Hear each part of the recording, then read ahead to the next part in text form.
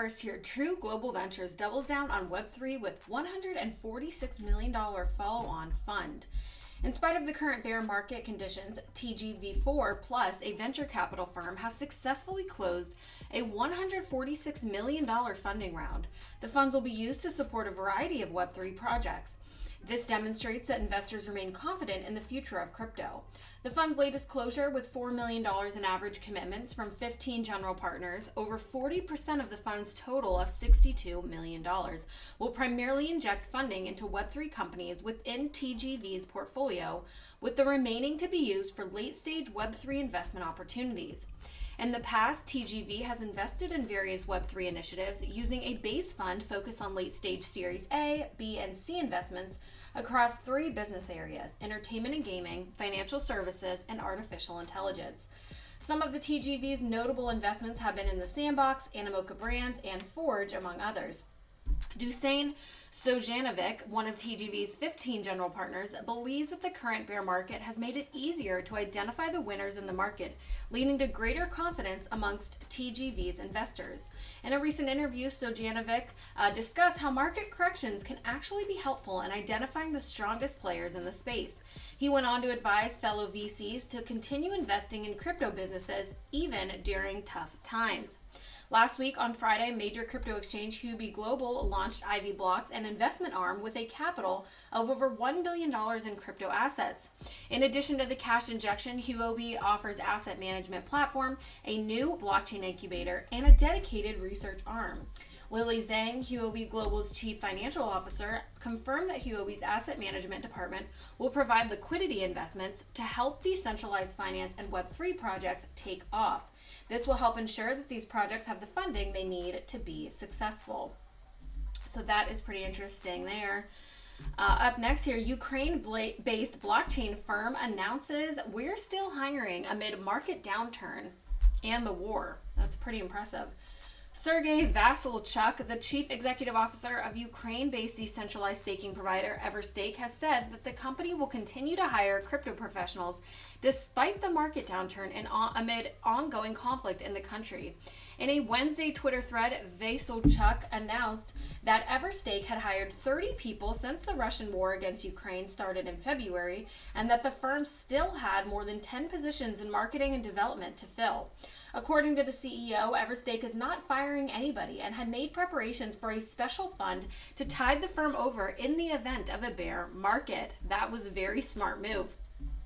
When conducting business, it is important to assess and address all potential risks, as Vasilchuk said. This is because risk management dictates that one must always be prepared for negative outcomes. Therefore, it was not surprising that another market crash occurred.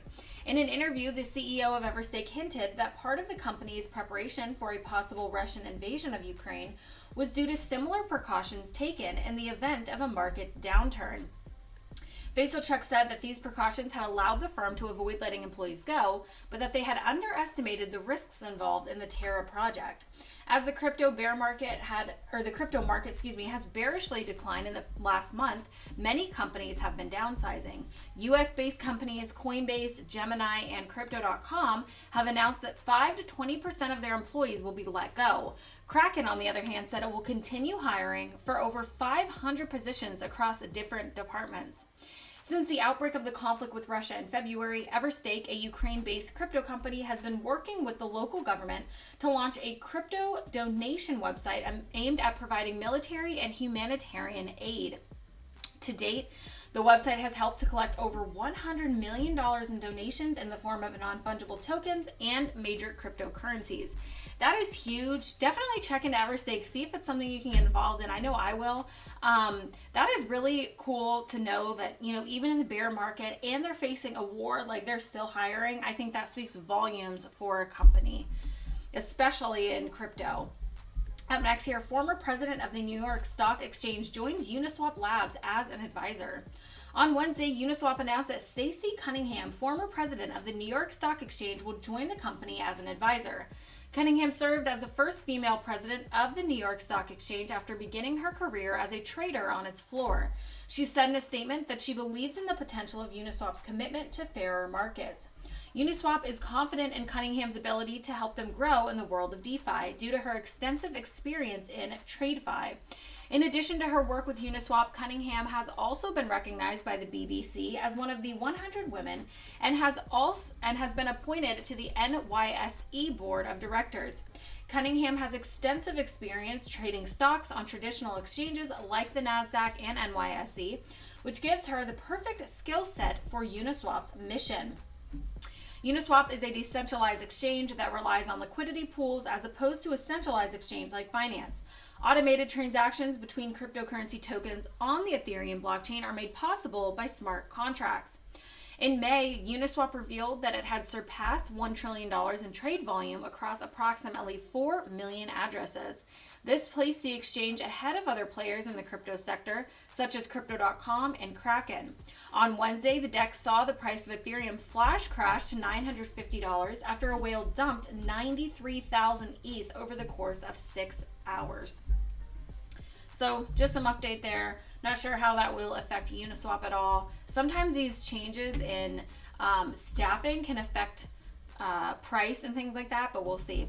Up next here, U.S. House Ways and Means Chairman asked the GAO to check out crypto in retirement plans.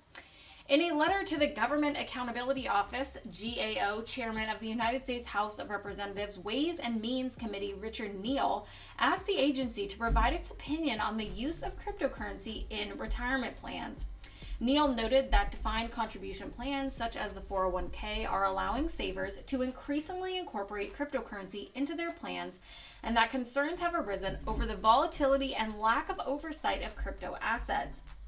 In a letter to the GAO, Neal requested a compilation of firms offering crypto options in their 401k plans, as well as an indication of the extent of utilization of those options.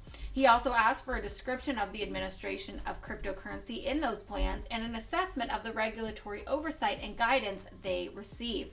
The GAO publishes analysis and recommendations on a wide variety of issues of importance to the U.S. legislature.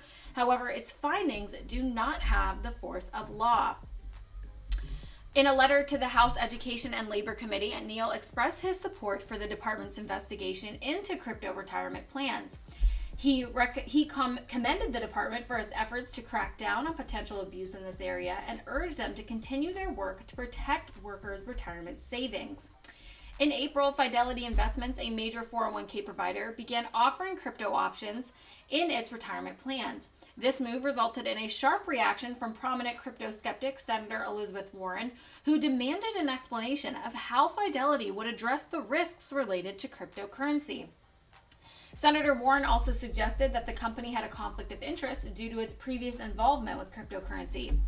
In May, Republican Senator Tommy Tuberville introduced the Financial Freedom Bill to prevent the Department of Labor from intervening in plan providers' inclusion of cryptocurrency. In early June, 401k provider For Us All filed a lawsuit against the DOL to have the March Compliance Assistance release rescinded, citing the Administrative Procedure Act. Jeff Schultz, CEO of For Us All, released a statement in response to Walsh's testimony on Tuesday. He said that while it was positive to see that the Department of Labor was considering following the proper rulemaking process, they should not be trying to ban entire asset classes. Again, you guys know how we stand on this. If people want to invest their money in crypto, whether it be regular money, retirement money, whatever, like they should be able to do that. I get like providing the risks, making sure that that's disclosed. Like there's a risk with everything. I think, a lot of people who are getting into crypto know that. And it's a risk a lot of people are willing to take. Up next here, Vitalik Buterin shares his thoughts on non-financial use cases for blockchain. On Twitter, Vitalik Buterin, co-founder of both Ethereum and Bitcoin Magazine, shared his thoughts on non-financial use cases for blockchain technology. In his paper, Where to Use a Blockchain in Non-Financial Applications, Buterin expresses a growing interest in using blockchain technology outside of the financial industry. He notes that while other industries have been slow to adopt the technology, he can see the value of blockchains in many situations. He stated that distributed ledger technology can help with important goals such as trust and censorship resistance, but sometimes purely for convenience. In the paper, he asserted that blockchains as data stores could be quite significant in the grand scheme of things, and that he expects them to be used for cheap and reliable data retrieval.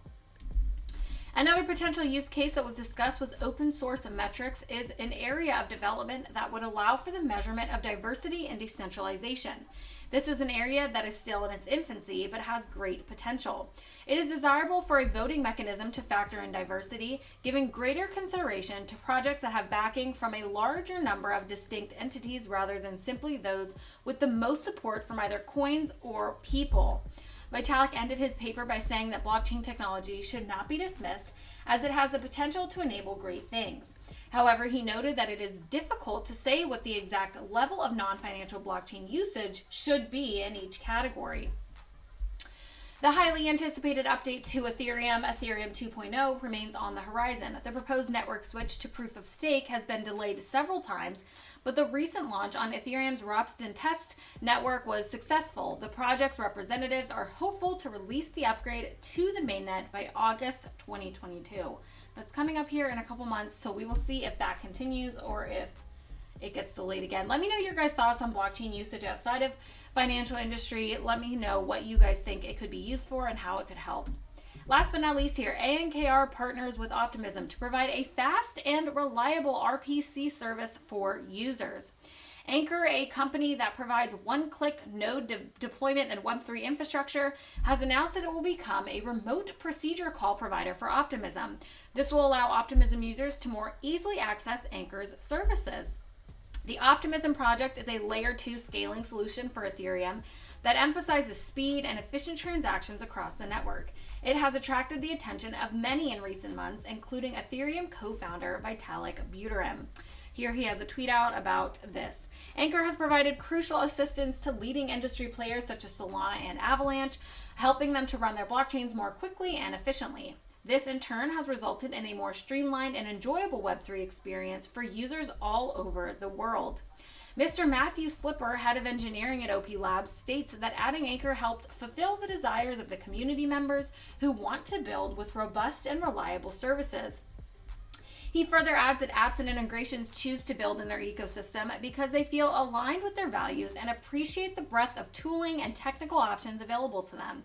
Anchor is excited to partner with Optimism to provide dApp developers around the world with access to Optimism's public and premium RPCs. This partnership will help ensure that users can continue to rely on Optimism for a fast and reliable RPC service. Anchor also said that it will provide Anchor tokens as an incentive for independent node operators to add their nodes to the load balancer. In November 2021, Chandler Song, co-founder and CEO of Anchor Network, wrote about how multi-chain technology would be necessary for the future of DeFi products. He noted that by supporting multiple chains, projects would be able to reach a larger audience and increase liquidity.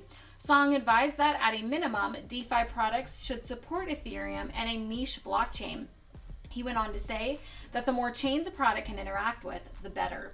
And I definitely agree with that. That is all we have for you today. Thank you guys so much for watching. Make sure to like, subscribe, hit that notification bell, leave a comment on what you want to see in a future video, and we'll see you next time.